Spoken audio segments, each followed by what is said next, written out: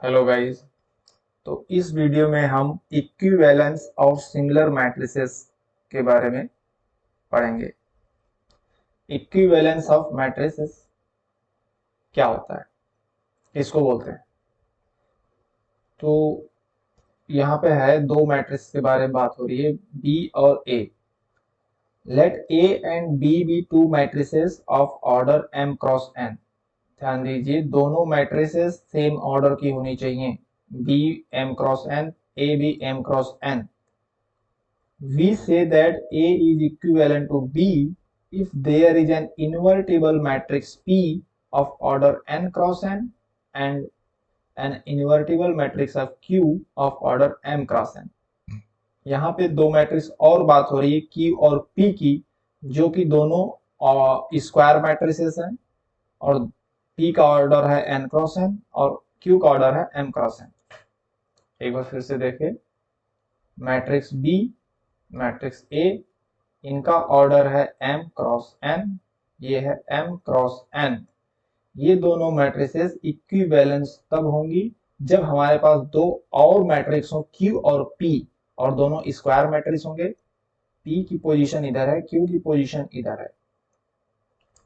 p किस order का होना चाहिए? देखिए, a है m क्रॉस n का, तो a में मल्टीप्लाई करने के लिए a की राइट साइड जो मैट्रिक्स होनी चाहिए वो n क्रॉस n की होनी चाहिए।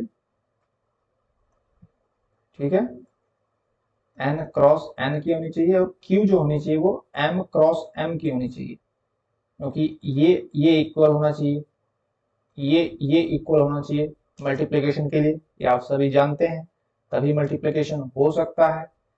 तो इस तरह की दो मैट्रिक्स हैं अगर p और q, और दोनों में इन्वर्टिबल मैट्रिक्स हैं। इन्वर्टिबल मैट्रिक्स का बात बोलते ही आपके दिमाग में ये होना चाहिए कि इस मैट्रिक्स का डिटर्मिनेंट जीरो नहीं होना चाहिए।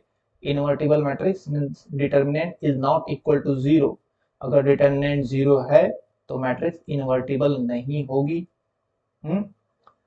तो Q और P का डिटर्मिनेंट जीरो नहीं होना चाहिए। तो अगर ऐसे दो मैट्रिसेस मिलते हैं जिसका डिटर्मिनेंट जीरो नहीं है और उनका ऑर्डर इस तरह से है, P n क्रॉस n है, Q m क्रॉस m है, और इन तीनों का मल्टीप्लाई करने पर हमें B मिल जा रहा है, तो यहाँ पर हम मैट्रिक्स B और A को इक्विवेलेंस बोलेंगे। ओके, अगर B इक्विवेलेंस है A के तो A भी इक्विवेलेंस है B का होगा, यानी कि A is equal to Q B P, ऐसे भी लिख सकते हैं। ये चीजें आगे इसमें प्रूफ भी की गई हैं, हम प्रूफ पे नहीं जाएंगे, हम इस वीडियो को शॉर्ट और सिंपल रखेंगे। मेन टॉपिक्स आप समझ लो कि क्वेश्चन कैसे करने हैं। ओके, देखिए आगे एक चीज और इसमें बोला है कि m क्रॉस n मैट्रिसेस हैं with entries r, equivalence of matrices on m cross m is an equivalence relation. ये इक्विवेलेंस मैट्रिक्स में इक्विवेलेंस रिलेशन होता है, जो कि हम फंक्शन में देखे हैं। सेट वाले चैप्टर में मैथ 1 में हमने पढ़ा था कि अगर कोई भी set a is equal to B function है, b is equal to c हो, तो a is equal to c भी होता है। तो ये चीज यहाँ भी लागू होती है कि अगर a मैट्रिक्स है, b की इक्विवेलेंस है और b c की इक्विवेलेंस है, तो a और c भी इक्विवेलेंस होगा। इक्विवेलेंस रिलेशन बोलते हैं इसको, ये भी यहाँ पे फॉलो होगा। फिर कह रहा है कि कोई मैट्रिक्स खुद से इक्विवेलेंस होती है, जहां पर a है और a है, तो इसमें I एक identity matrix n cross n का ले लिया और यहाँ पर m क्रॉस m का ले लिया है, तो a is equal to a, again a equivalence है खुद के। ये कुछ प्रॉपर्टीज हैं, इसको भी आप ध्यान में रखिए। a is equivalent to b, then b is equivalent to a, पहले ही मैंने बता दिया था। If a is equivalent to b then okay, यहाँ पर आगे इसी को प्रूफ किया है। प्रूफ पे हम नहीं जाएंगे, आप मेन पॉइंट ध्यान रखिए कि a इक्विवेलेंट b के तो b इक्विवेलेंट भी a के होगा। ओके, अच्छा, अब यहाँ पर कोई दो मैट्रिक्स लेके थोड़ा कैलकुलेट किया है कि हम मैट्रिक्स p और q कैसे निकाल सकते हैं। जैसे ये एक मैट्रिक्स है b है, जो कि है ऑर्डर 2 क्रॉस 3 की, 2 क्रॉस 3 की मैट्रिक्स है b, और ये मैट्रिक्स है a हमारी, ये भी 2 क्रॉस 3 की है, a मैट्रिक्स है। तो हमें p और q दो मैट्रिक्स निकालनी है जो कि इन्वर्टिबल हो। और देखिए, इन्वर्टिबल मैट्रिक्स तो बहुत सारी हो सकती हैं, तो ऐसा नहीं कि कोई भी इन्वर्टिबल मैट्रिक्स जो होगी वो हमारी अगर इन्वर्टिबल मैट्रिक्स है सेम ऑर्डर की, यानी 3x3 की इधर है, इधर 2x2 के जो ऑर्डर हमें चाहिए उस ऑर्डर की है, इन्वर्टिबल है, तो वो क्यूएपी पे हम उसको रख सकते हैं। ऐसा नहीं है, इन्वर्टिबल मैट्रिक्स बहुत सारी होंगी बट कोई भी मैट्रिक्स यहाँ पे नहीं आ सकती है। इसके लिए कुछ कंडीशंस होंगी, उस कंडीशंस को हम जो क्वेश्चन सॉल्व करेंगे तो हमें पता चलेगा।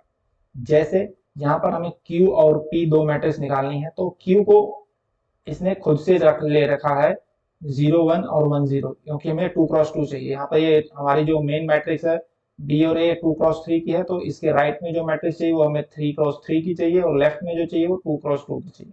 तो 2x2 वाली मैट्रिक्स इसने खुद से ले लिया है 0 1 1 0। ये ले लिया है, इन्वर्टिबल है, इसका डिटरमिनेंट 0 नहीं है तो ये इन्वर्टिबल है, तो Q खुद से ले लिया है। लेकिन जब आप Q फिक्स कर दिए तो P भी P की कुछ कंडीशंस आ जाएंगी, इसलिए P आप कुछ और अपने मर्जी से नहीं रख सकते। तो इसीलिए इसने P के एलिमेंट ABCDEFGHI लेकर के और क्वेश्चन को आगे सॉल्व किया है। यहाँ पर इसने इस मैट्रिक्स को इस मैट्रिक्स से मल्टीप्लाई कर दिया तो हमें एक 2x3 की मैट्रिक्स मिल गई, और फिर हमें जो मैंने एज्यूम किया था मैट्रिक्स P उसके साथ मल्टीप्लाई कर दिया तो हमें कुछ ये एलिमेंट मिल गए। अब इस एलिमेंट्स को जब हम इसके लेफ्ट साइड से एलिमेंट के साथ टैली करेंगे तो हमें ये मिलते हैं कंडीशन के d plus G is equal to 1 होना चाहिए और a minus D is equal to होना चाहिए। तो ये हमें वो कंडीशंस मिली हैं जो कि p की मैट्रिक्स में होनी चाहिए।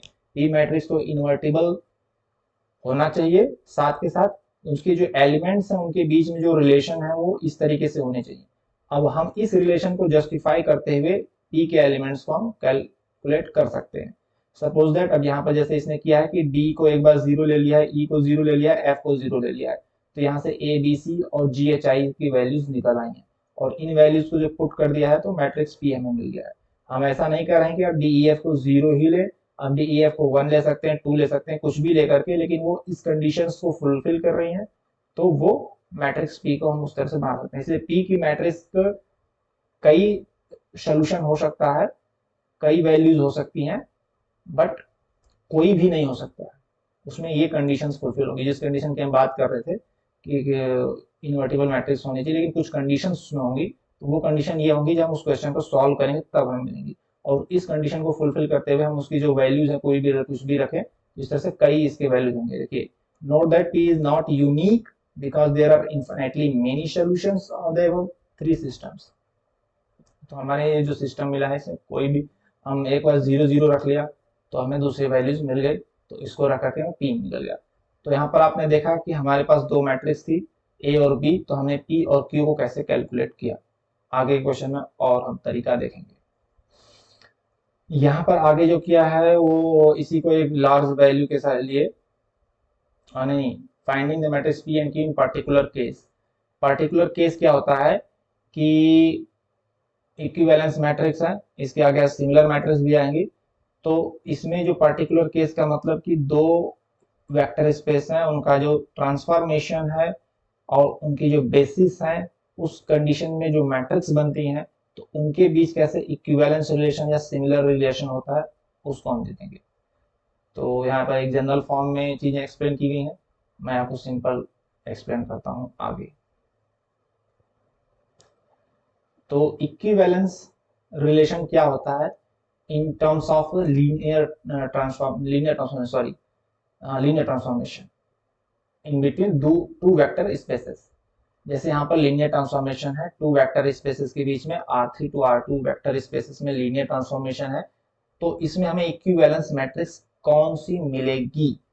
ओके, देखिए, ये हमारा डोमेन है, ये हमारा को डोमेन है। तो डोमेन में हमारा डोमेन की साइज 3 है और को डोमेन की साइज 2 है। तो डोमेन के हमने दो बेसिस का सेट लिया है, एक बेसिस है 1 0 1 0 1 0 और 0 0 1, यह है बीटा 1, और दूसरा बेसिस है डोमेन का, इसको इसने बीटा 2 नाम दिया है। और को डोमेन की इसमें इसके करस्पॉन्डिंग जो बेसिस है वो ये है, और इसके करस्पॉन्डिंग को डोमेन की बेसिस है गामा 2। इसको आप याद रखिए, बीटा 1 के लिए गामा 1 है और बीटा 2 के लिए गामा 2 है। तो मैट्रिक्स ए और बी कौन सी होंगी। मैट्रिक्स ए और बी के लिए पहले हम इसको ये लिख लेते हैं, जो हमारा बी और ए को हम डिफाइन कर रहे हैं, बी इज इक्वल टू ए, मतलब इक्विवेलेंस टू ए होगा, और हमारा पी राइट साइड होता है, क्यू ए होता है। तो अब हम इसको एक्सप्लेन करेंगे बी कौन सा है और ए कौन सा है। तो ए क्या होगा, A B the matrix representation of the linear transformation T with respect to the ordered basis of beta one and gamma one. तो ए मैट्रिक्स हमारी लीनियर ट्रांसफॉर्मेशन की मैट्रिक्स है, और बी भी हमारी लीनियर ट्रांसफॉर्मेशन की मैट्रिक्स होगी। इसके पहले वाले चैप्टर में आपने देखा था कि लीनियर ट्रांसफॉर्मेशन अगर अगर बेसिस चेंज हो जाती है तो ट्रांसफॉर्मेशन मैट्रिक्स भी चेंज हो जाती है। तो यहाँ पर डिफरेंट डिफरेंट बेसिस के लिए जो डिफरेंट डिफरेंट मैट्रिसेस बनेंगी, ट्रांसफॉर्मेशन मैट्रिसेस बनेंगी, जो टी वाली मैट्रिक्स बनती है, उनके बीच जो रिलेशन होगा वो इक्विवेलेंस रिलेशन होगा। सो बीटा वन से transformation corresponding to the gamma one जो मैट्रिक्स होगी वो ए होगी, और बीटा टू के for domain and gamma two for codomain के लिए जो ट्रांसफॉर्मेशन मैट्रिक्स होगी बी होगी, और यही दोनों मैट्रिक्स होती हैं इक्विवेलेंस मैट्रिक्स। हम देखो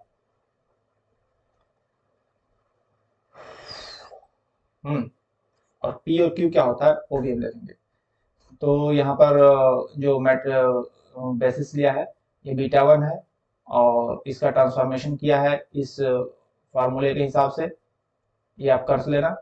तो इसकी वैल्यू 1 - 1 आती है, फिर 1 - 1 को एक्सप्रेस किया है गामा वन जो इसका बेसिस है 1001 के फॉर्म में। तो यहाँ पे जो मैट्रिक्स बनती है ट्रांसफॉर्मेशन मैट्रिक्स, ये ट्रांसफॉर्मेशन मैट्रिक्स है ए, 1 - 1 10 और 02, ये ऑर्डर है इसका, 2 × 3 का ऑर्डर है। तो ये ए मिल गया हमें। अब बी के लिए हम दूसरा बीटा टू और गामा टू के लिए टर्म में इसको ट्रांसफॉर्मेशन मैट्रिक्स बनाएंगे, ये भी 2 × 3 की मैट्रिक्स है, ये हमें बी मिल गया। तो बी और ए इक्विवेलेंस होंगे। अब Q और P क्या होता है इसको ध्यान से देखो। A और B हमारा ट्रांसफॉर्मेशन मैट्रिक्स था, लेकिन Q हमारा इन मैट्रिक्स होगा in between of the basis, यानी ये बीटा टू और बीटा वन है। तो बीटा टू और बीटा वन हम लेंगे तो 3 × 3 की मैट्रिक्स मिलेगी, और गामा वन और गामा टू जब हम लेंगे तो हमें 2 × 2 की मैट्रिक्स मिलेगी। लेकिन कैसे एक्सप्रेस करना है वो देखो। बीटा टू को एक्सप्रेस किया है मैट्रिक्स बी के लिए, सॉरी तो ट्रांसफॉर्मेशन मैट्रिक्स हो गया। हाँ, यहाँ पे क्यू ओ पी हमारा, इस रिलेशन को ध्यान रखिए कि ये है इस तरीके से लिखा, B is equal to Q A P. तो अब हमारा ए और बी मिल गया है, हमें क्यू और पी निकालना है। तो पी के लिए क्या कर रहा है, पी के लिए इसने ये मैट्रिक्स लिया, for P V express the elements of the order basis beta two in terms of the order basis of beta one. Beta one क्या था, वो ए वाला था मैट्रिक्स बीटा वन, और बीटा टू क्या था, ए बी वाला था। तो पी के लिए हम बीटा टू को एक्सप्रेस करेंगे बीटा वन के फॉर्म में। बीटा टू हमारी ये है, बीटा टू हमारी ये मैट्रिसेस है, सॉरी मैट्रिसेस नहीं, बेसिस है 10 - 1 111 और 100, बीटा टू 10 - 1 111, ये बीटा टू है। तो बीटा टू को एक्सप्रेस किया है बीटा वन के फॉर्म में। यहाँ पर कोई ट्रांसफॉर्मेशन नहीं है, यहाँ ट्रांसफॉर्मेशन नहीं है, ध्यान दीजिए, यहाँ ट्रांसफॉर्मेशन नहीं है। हमें बीटा टू को सिंपली बीटा वन के फॉर्म में एक्सप्रेस किया है कि हमारा 10 - 1 चाहिए, तो बीटा वन हमारा 100 और 010 और 001 बेसिस है, तो इसके कोफिशियंट्स क्या होंगे उसमें एक्सप्रेस कर दिया बीटा टू को बीटा वन। और ये कर रहा है पी के लिए, मैट्रिक्स पी बनाने के लिए बीटा टू जो कि राइट साइड वैल्यूज है की बेसिस है, उसको लेफ्ट साइड वाले मैट्रिसेस के फॉर्म में एक्सप्रेस किया है। ये सीक्वेंस ध्यान में रखिएगा, क्योंकि सीक्वेंस गड़बड़ हुआ तो गड़बड़ हो जाएगा। पी के लिए हमने बीटा टू बेस को बीटा वन के फॉर्म में एक्सप्रेस किया है। बीटा टू इधर है राइट साइड और बीटा वन लेफ्ट है, राइट साइड वाली मैट्रिक्स का बेसिस राइट साइड, लेफ्ट वाली का लेफ्ट साइड, ये पी के लिए है। और क्यू के लिए क्या करेगा, जो gamma one in terms of the order basis of gamma two, यहां फिर से लिखिए B is equal to Q A P. हमने ए और बी हमारी ट्रांसफॉर्मेशन मैट्रिक्स थी, P को हमने निकाला, बीटा टू को एक्सप्रेस किया बीटा वन के फॉर्म में, बीटा टू को बीटा वन के फॉर्म में, जो राइट साइड है वो राइट साइड, जो लेफ्ट साइड है वो लेफ्ट साइड। लेकिन Q को हमने एक्सप्रेस किया गामा वन को गामा टू के फॉर्म में। क्यू के लिए हमने गामा वन को गामा टू के फॉर्म में लिया। तो for Q express the elements of order basis of gamma one in terms of the order basis of gamma to. ठीक है, ये भी सिंपल है, कर लेंगे। यहाँ से हमें क्यू मिल गया, तो हमें यहाँ पर क्यू ए पी चारों मैट्रिक्स मिल गए। अब ये ध्यान दो यहाँ पर कौन सा क्या है, ये बी है और ये ए है, ये दोनों ट्रांसफॉर्मेशन मैट्रिक्स हैं। और ये जो है क्यू और पी, ये ट्रांसफॉर्मेशन मैट्रिक्स नहीं, ये बेसिस का एक बेसिस का दूसरे बेसिस के फॉर्म में रिप्रेजेंटेशन करके मैट्रिक्स बनाया है। तो पी के लिए हमने बीटा टू को बीटा वन के फॉर्म में लिखा और क्यू को गामा वन को गामा टू के फॉर्म में लिखा। यहाँ तक की चीज अगर आपको समझ में नहीं आई तो वीडियो को फिर से रिवाइज करके यहाँ तक देखें और इस चीज को समझ लें कि यहाँ पर हमें ए बी और पी क्यू मैट्रिक्स कैसे मिल रही है। फिर इस वीडियो में आगे बढ़े। ठीक है,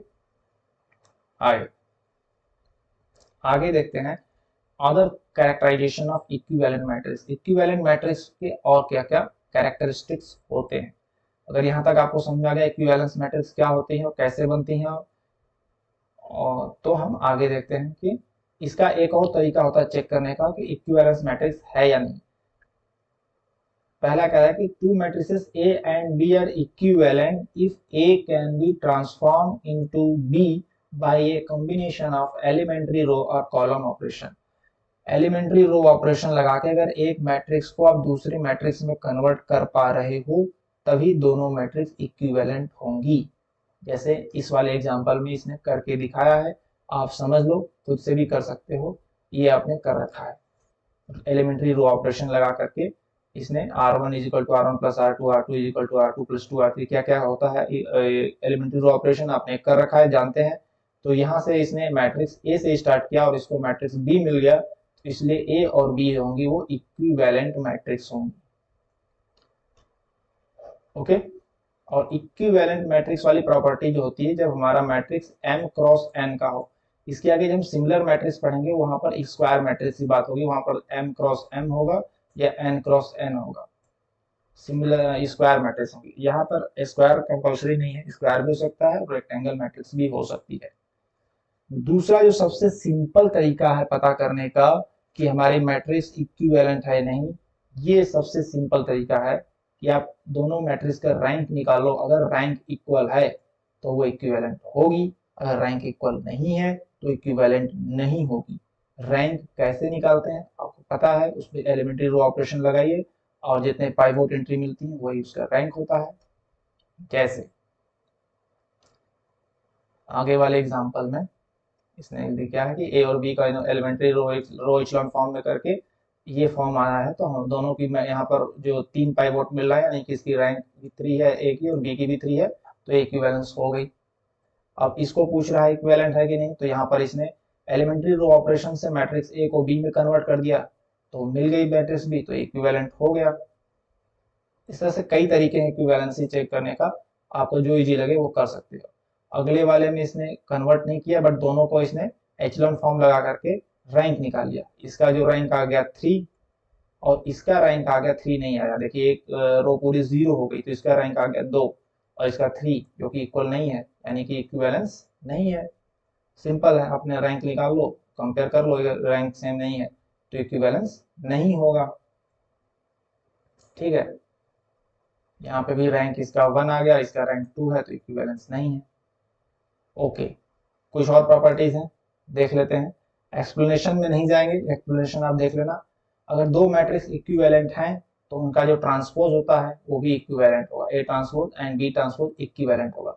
ए स्क्वायर और बी स्क्वायर भी इक्विवेलेंट होगा, लेकिन ए इंटू बी और बी इंटू ए ये इक्विवेलेंट हो भी सकते हैं और नहीं भी हो सकते हैं। ये दोनों यूनिवर्सल ट्रूथ हैं और ये लाइन को हमें चेक करना पड़ेगा अकॉर्डिंग टू मैट्रिसेस और कंडीशन की है कि नहीं है। ये ना हमेशा सही है और ना हमेशा के लिए गलत है। तो A B in B is equal equivalent to B A is not always true. Okay, आप इसको करके देख लेना, ये सब एग्जांपल समझ लेना, जो मैंने बताया वही है। अब आती है सिमिलर मैट्रिसेस। ठीक है, तो सिमिलर मैट्रिक्स समझते हैं क्या होता है। सिमिलर मैट्रिसेस जो होती है प्रॉपर्टी वो स्क्वायर मैट्रिक्स के लिए मैंने आपको बता दिया है, वो n क्रॉस n हो या m क्रॉस n हो उस पे हो। तो ये क्या होता है, B is equal to P inverse A P. वहां पर हम दो मैट्रिक्स लेते थे बी और ए को इक्विवेलेंस करने के लिए, क्यू और पी जो होगी दोनों के ऑर्डर अलग होते थे। अब चूंकि ये दोनों का सेम स्क्वायर मैट्रिसेस हैं और सेम ऑर्डर के हैं, तो यहाँ पे जो ए की राइट साइड होगा वो एक पी मैट्रिक्स होगी और उसकी जो लेफ्ट साइड होगा वो पी का इनवर्स होगा। ठीक है, तो अगर ये कंडीशन फुलफिल होती है तो हमारा ए और बी जो है वो मैट्रिक्स सिमिलर मैट्रिक्स है। यानी कि हमें दो नहीं, एक मैट्रिक्स पी ऐसी ढूंढनी पड़ेगी जो इन्वर्टिबल हो। यानी कि इन्वर्टिबल का मतलब डिटर्मिनेंट जीरो नहीं हो। तो पी यहाँ होगा राइट और पी इनवर्स लेफ्ट होगा। तो अगर उसका मल्टीप्लाई करने पर हमें बी मैट्रिक्स मिल जा रही है तो बी इज इक्वल टू ए हो रहा है, तो हमारा ए और बी सिमिलर मैट्रिक्स होगा। अब यहाँ पर लिखा है check whether A and B are similar और नॉट। तो कैसे किया है, यहाँ पर करने के लिए हम एक तरीका करते हैं। यहाँ पर b इज इक्वल टू होना चाहिए p इनवर्स ए पी। तो आप दोनों साइड p से मल्टीप्लाई कर दो, इधर भी p से इधर भी p से। तो ये हो गया p into B is equal to, और p और p इनवर्स वन हो जाएगा, कैंसिल हो जाएगा ए पी। तो हमें p एक मैट्रिक्स चाहिए जिसमें हम इस तरह से मल्टीप्लाई करें p इंटू बी और हमें मिले a इंटू पी, या a into P is equal to P into B, ऐसे भी कर सकते हैं। A P into B is equal to A into P है, इसको आप A into P is equal to P into B कर दिए। यानी कि जो हमारा पी मैट्रिक्स होगा वो ए के राइट में होगा, फिर बी के हमें लेफ्ट में रख के मल्टीप्लाई करें तो हमें सेम चीज मिलनी चाहिए। तो सिंपल है। पी के लिए आप, हम छोटा एग्जांपल ले हैं, 2x2 की मैट्रिक्स है हमारी ए और बी। 2x2 की मैट्रिक्स है, चेक करना है सिमिलर है या नहीं है। तो पी मैट्रिक्स ले लिया हमने ए बी सी डी करके, चार इसकी वैल्यूज रख ली। ए मैट्रिक्स हमारी यहाँ हो गई, पी मैट्रिक्स ये हो गई। इधर पी को पहले रख लिया और बी को हमने बाद में रख के मल्टीप्लाई कर दिया। ए इंटू पी हमें ये मिल गया और पी इंटू बी हमें ये मिल गया। तो अब हम इसके एलिमेंट टू एलिमेंट कंपैरिजन कर देंगे और कंपैरिजन करके हम एक इक्वेशन बना लेंगे। तो ये इक्वेशन बन गया। एक्चुअली हमें ए बी सी डी की वैल्यू चाहिए, तो हमने मैट्रिक्स बना कर कंपैरिजन कर लिया, ये बन गया। आप चाहें तो अलजेब्रिक वे में इसको भी सॉल्व करके वैल्यू डिफरेंट डिफरेंट पुट करके सॉल्व कर सकते हैं। बट हम चूंकि मैट्रिक्स फॉर्म में पढ़ चुके हैं तो हम उतना हार्ड वे में नहीं जाएंगे। हमने इसको कोफिशिएंट वाइज मैट्रिक्स बना लिया और मैट्रिक्स बना के एलिमेंट्री रो ऑपरेशन लगा देंगे। तो एलिमेंट्री रो ऑपरेशन से फिर हमें एक मैट्रिक्स मिल जाएगी जो कि थोड़ा और शॉर्ट एंड सिंपल हो गया, हमें ये इक्वेशन मिल गया। अब यहाँ पर A C D B C D के हमें एक इक्वेशन मिल गया।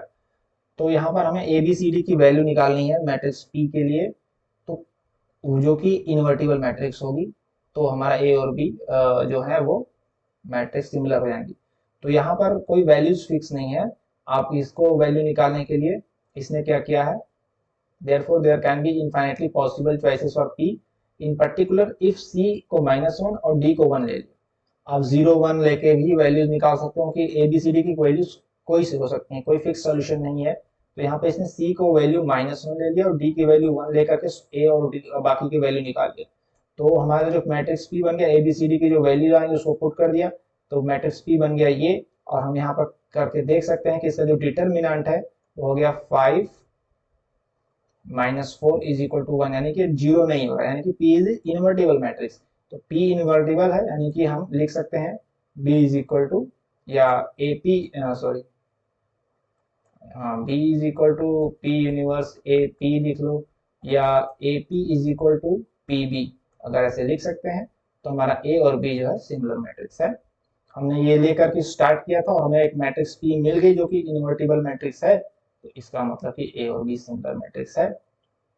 अब अगर हमें यहाँ पर जो पी मैट्रिक्स बन रही थी इसका डिटर्मिनेंट अगर हमें 0 मिल जाता तो हम कह देते कि ए और बी सिमिलर मैट्रिक्स नहीं है, क्योंकि डिटर्मिनेंट 0 मिल रहा है, यानी कि पी हमें ऐसा नहीं मिल रहा है जो इन्वर्टिबल हो। तो अगर ऐसा होता है तो नहीं होगा। तो यहाँ पर साबित होता है कि ए और बी सिमिलर मैट्रिक्स है।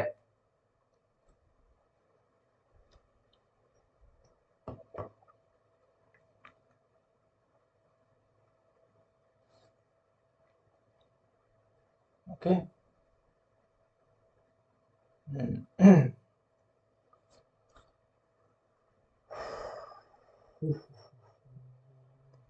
अच्छा, अब यहाँ पर इसने बताया है कि हम्म, कि अगर दो मैट्रिक्स हैं ए और बी, ये दोनों सिमिलर मैट्रिक्स हैं, तो इसमें इक्विवेलेंस वाली प्रॉपर्टी भी होगी। बट अगर इक्विवेलेंस मैट्रिक्स है तो सिमिलर प्रॉपर्टी नहीं, सिमिलर वाली प्रॉपर्टीज नहीं होगी। सिमिलर मैट्रिक्स है तो इक्विवेलेंस होगी, बट इक्विवेलेंस है तो सिमिलर हो ऐसा जरूरी नहीं है। ठीक है, ओके। तो सिमिलर मैट्रिक्स की क्या क्या प्रॉपर्टीज हैं वो थोड़ा हम आगे देखेंगे।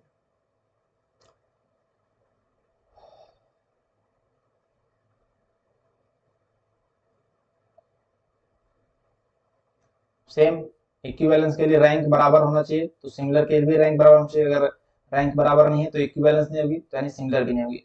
यानी सिमिलर मैट्रिक्स के लिए तो इक्विवेलेंस होना जरूरी है, बट इक्विवेलेंस है तो सिमिलर जरूरी नहीं है। तो इक्विवेलेंस वाली सारी प्रॉपर्टी होंगी। तो इक्विवेलेंस में हम रैंक से चेक करते थे, तो अगर रैंक इक्वल नहीं आ रही तो सिमिलर भी नहीं होगी। अब यहाँ पर तीन प्रॉपर्टीज है जिसको आप समझ लो। ए और बी इज इनवर्टिबल। अगर दो मैट्रिक्स हैं ए और बी, तो ये दोनों मैट्रिक्स का इन्वर्टिबल होना जरूरी नहीं है, इसमें से कोई एक इन्वर्टिबल है। ए और B is invertible, then A B is similar to B A. तो हम अगर एक मैट्रिक्स बनाते हैं ए इंटू बी मल्टीप्लाई करके, और दूसरा होता है बी इंटू ए। अब चूंकि ये सिमिलरिटी होती है वो स्क्वायर मैट्रिसेस में ही होती है, तो यहाँ पर आप ये ध्यान रखना कि ये स्क्वायर मैट्रिक्स होनी चाहिए। तो ए और बी में से कोई एक नॉन इन्वर्टिबल है, कोई एक। तो अगर ए बी और बी ए हम निकालेंगे तो ये दोनों सिमिलर मैट्रिक्स होंगी। और ए बी सिमिलर है तो A to the power n और B to the power n भी सिमिलर होंगी। इक्विवेलेंस में हमने देखा था ए स्क्वायर और बी स्क्वायर के लिए बस देखा था, बट यहाँ स्क्वायर नहीं, यहाँ पावर एन लगा दिया कि ए की पावर एन और बी की पावर एन भी सिमिलर होंगी, चाहे उसको हम कितनी बार मल्टीप्लाई करें। और ए बी सिमिलर है तो उनके ट्रांसपोज भी सिमिलर होंगे। तो ये सब प्रॉपर्टीज हैं, इसको आगे प्रूफ किया है, प्रूफ पे नहीं जाएंगे, आप समझ लो। ठीक है, अब यहाँ पर स्पेशल केस में मैट्रिक्स पी फाइंड करना है। जब हमने लीनियर ट्रांसफॉर्मेशन वाले केस में बेसिस के थ्रू तीन सभी मैट्रिक्स निकाली थी, ए बी पी और क्यू। तो यहाँ भी हम सिमिलर केस में मैट्रिक्स वाले फॉर्म में देखेंगे, लीनियर ट्रांसफॉर्मेशन वाले फॉर्म। क्या होता है कि अगर हमारा एक vector space V to V transformation है, वी टू वी का मतलब ये हुआ कि R2 टू R2 ही ट्रांसफॉर्मेशन होगा सिमिलर वाले केस में। वहां पर हमने देखा था एग्जांपल जिसमें R3 टू R2 ट्रांसफॉर्मेशन था। तो डिफरेंट साइज होगी तो हमें स्क्वायर मैट्रिक्स नहीं मिलेगी, हमें एक रेक्टेंगुलर मैट्रिक्स मिलेगी। लेकिन हमें जो सिमिलरिटी वाली प्रॉपर्टी है स्क्वायर मैट्रिक्स में होती है, तो जो वेक्टर स्पेस सेम से वेक्टर स्पेस में ट्रांसफॉर्मेशन होगा। तो ए मैट्रिक्स होगी, A B the matrix representation of T. A और बी हमारी ट्रांसफॉर्मेशन मैट्रिक्स होगी with respect to the basis beta for both domain and codomain. Same basis beta का domain और codomain में लेकर के हम लीनियर ट्रांसफॉर्मेशन का मैट्रिक्स बनाएंगे, तो मैट्रिक्स ए होगा और बी होगा respect to the gamma for both the domain and codomain. हम दो अलग अलग बेसिस लिया है, लेकिन एक बार डोमेन और कोडोमेन का वेटेज बेसिस एक हर बार सेम है। मतलब बीटा लिया डोमेन के लिए तो बीटा ही कोडोमेन के लिए लिया, गामा लिया डोमेन के लिए तो गामा तो कोडोमेन के लिए लिया, तो हमें ए और बी मैट्रिक्स मिलेगी। क्वेश्चन से हम समझेंगे। ठीक है, जैसे यहाँ पर एक लीनियर ट्रांसफॉर्मेशन का एक्सप्लेनेशन दिया, R2 टू R2 ट्रांसफॉर्मेशन है और उसका फॉर्मूला ये है। अरे यार,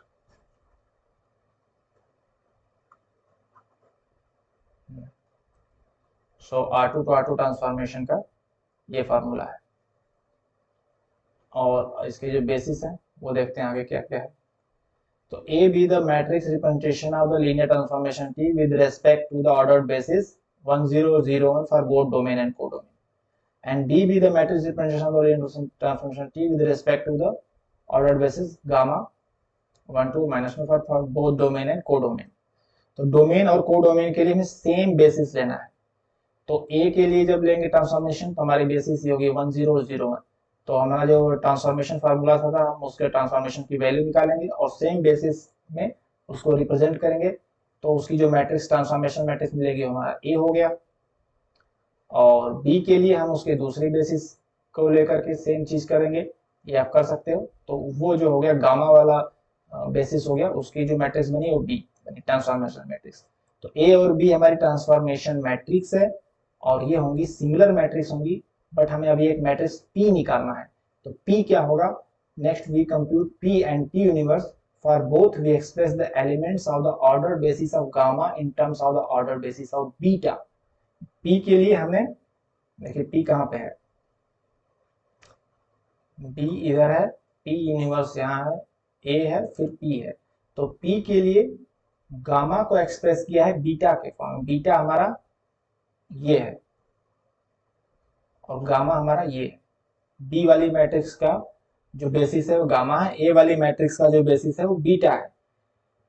तो गामा वाली मैट्रिक्स बेसिस को उसने बीटा वाली मैट्रिक्स के फॉर्म में एक्सप्रेस किया है। तो उससे जो मैट्रिक्स मिली है वो है पी, पी मैट्रिक्स मिली है 1 2 और 1 -1।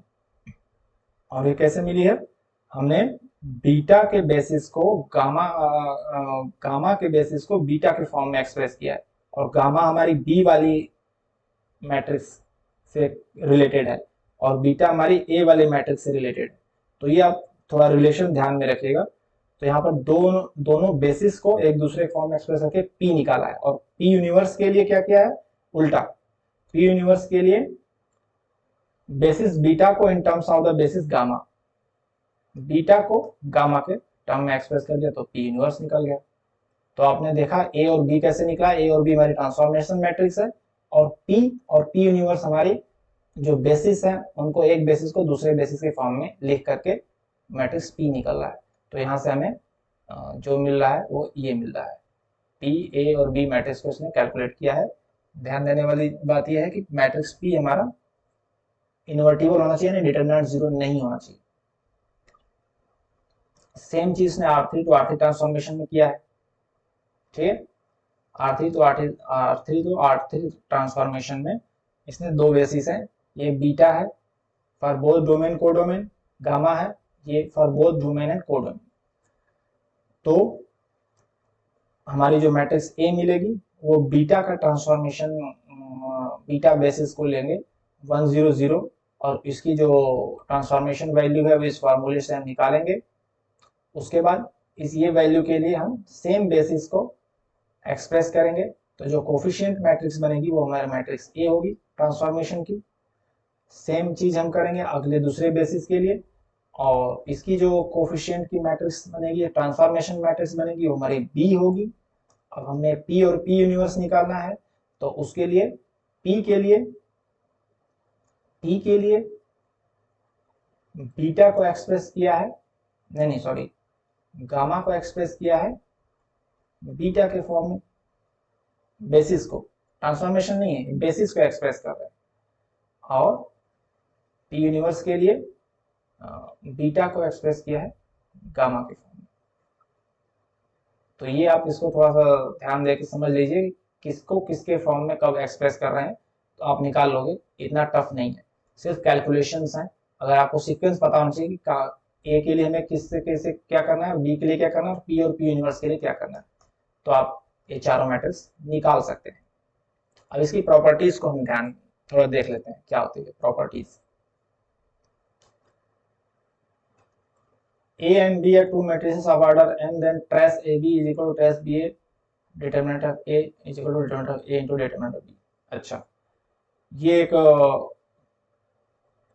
पॉइंट है जो कि हमें आगे की जरूरत पड़ेगी कि अगर दो मैट्रिक्स हैं A और B तो ए बी अगर मल्टीप्लाई करके उसका ट्रेस निकालें या बी ए को बी इंटू ए करके ट्रेस निकालें तो इक्विवेलेंट होता है determinant of A B determinant of A into determinant of B होता है, ठीक है। तो सिमिलर मैट्रिक्स में क्या होता है कि रैंक दोनों की सेम होगी, क्योंकि सिमिलर मैट्रिक्स में इक्विवेलेंसी प्रॉपर्टीज होती है तो रैंक भी दोनों की सेम होगी। ट्रेस दोनों का सेम होगा। ट्रेस क्या होता है, डायगोनल एलिमेंट का सम होता है, जो हमारे मैट्रिक्स का डायगोनल एलिमेंट होते हैं उनका सम होता है। तो हम दो मैट्रिक्स हमारी सिमिलर है कि नहीं हम ऐसे भी चेक कर सकते हैं, एक का ट्रेस दूसरे के बराबर होगा, अगर नहीं है तो सिमिलर नहीं होगा। ओके। तीसरा डिटर्मिनेंट, डिटर्मिनेंट दोनों का सेम होगा, अगर दो सिमिलर मैट्रिक्स हैं तो उनका डिटर्मिनेंट सेम होगा। तो ये सब कुछ इजी ट्रिक है जिससे आप एक दो स्टेप में चेक कर सकते हैं कि मैट्रिक्स सिमिलर है कि नहीं है। जैसे एग्जाम्पल में ये लिया है, तो इसका जो ट्रेस देखिए, इसके जो डायगोनल एलिमेंट है 3 + 2 5 हो रहा है, और इसके 2 + 2 4 हो रहा है, तो इक्वल नहीं है, 5 इज नॉट इक्वल टू 4, तो ये सिमिलर नहीं है।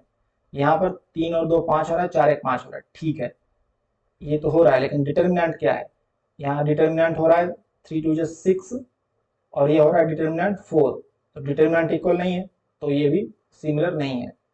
तो हमें सारी चीजें चेक नहीं, डिटर्मिनेंट भी होना चाहिए, ट्रेस भी होना चाहिए। अब इसमें देखो, इसका जो ट्रेस है 2 है, 2 है, डिटर्मिनेंट 1 है, 1 है, तो क्या हम कह सकते हैं सिमिलर है? नहीं ऐसा नहीं कह सकते, फिर हमें मैट्रिक्स पी निकालना होगा। तो इसके लिए A P is equal to P B.